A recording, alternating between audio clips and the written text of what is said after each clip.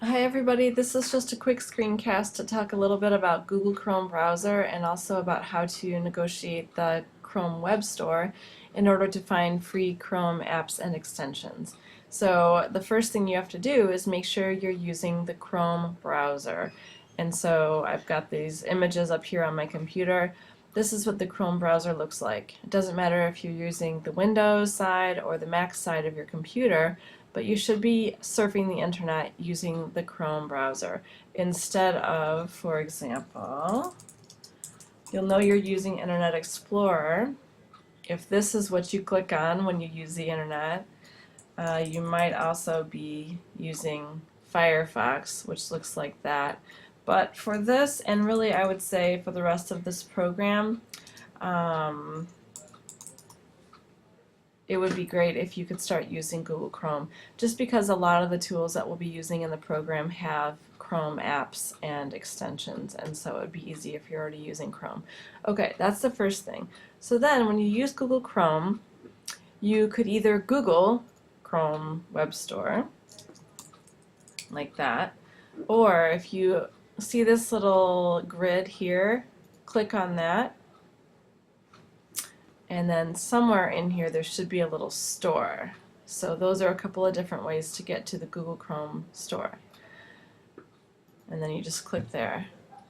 So Chrome apps are like little web programs that can be installed in your Chrome browser to do different things. And so pretty much any website that you use, Google Drive, Google Mail, Calendar, those all have Chrome apps.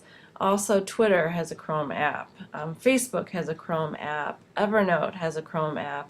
So any kind of website, especially if it's one where you do something or interact with it in some way, likely has a Chrome app. So this is just an example of here popular apps at the moment. Angry Birds, Evernote, like I said, Bejeweled. So there's stuff for play, and there's stuff for work, and there's stuff for everything in between. So under apps, they've got business tools, right? So these are all different kinds of productivity business types of apps. Education, note-taking apps, anatomy, translation, typing, anything that you can imagine. And they even then break down education apps further. So it's worth exploring. When I was first making a presentation about apps and extensions, I just explored for a long time, and you can get lost because there's so much stuff. Then of course there's entertainment, games, lifestyle, stuff like food and health, fitness, shopping, home designers, news and weather. Productivity, I also spend a lot of time looking at productivity tools because this is where you get good stuff like Dropbox or things like Evernote, things to help you at work and to be more efficient and organized. Social and communication, of course, you've got Blogger, there's a VoiceThread app in here somewhere, social networking, that kind of stuff. All right. So once you have explored this, what you're going to do is actually choose a few apps to install. So that's when you just click, and if you click on something, it'll tell you a little bit more about that. So let's say Quick Note. It gives you a little overview. It shows you what it looks like. Click here, Details, gives you more information.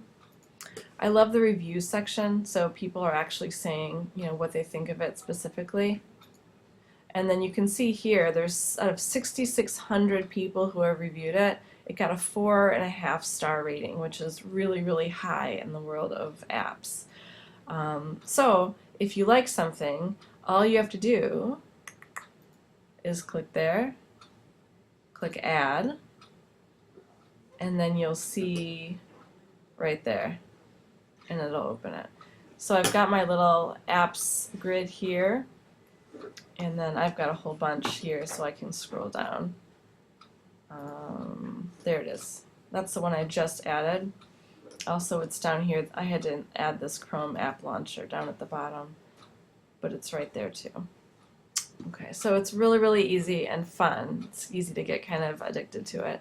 If you ever don't want something, you just have to right-click on it and click Remove from Chrome. Remove, and it's gone. So there's no commitment. It's totally free. And then same thing for extensions. Down here, extensions. Okay, extensions are a little bit different.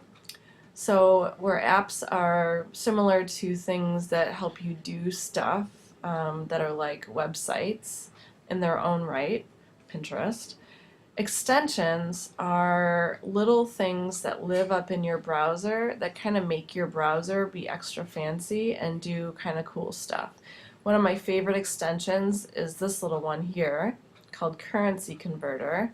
So if I type that in here, this is an extension that I found that I use all the time. So same thing, you could just click on it. Oh, you want to make sure you are looking at the extension one. Click on it, tells you a little something about it. I've already got it, so it says added. And then what it does is, without leaving a website that I'm on, I just click my little extension icon there, and I can say, oh, how much in the Samoan Tala is 2,000 Samoan Talas is 849 US dollars, or 849 Vietnam Dong is not even a 0.1 Samoan Tala. So anyway, really, really easy. I don't actually leave the website I'm on. It just lives up here in my browser. I also have a little handy dandy calculator that just lives up here in my browser. My favorite one probably is something called, let's look at a good example. Maybe this one. Is called Clearly. You click on Clearly, and then it takes whatever website you're looking at and it puts it on white paper. And it takes off, if there's a bunch of advertisements and stuff on the side, it takes that off. So you can just be looking at whatever you're reading. It eliminates distractions.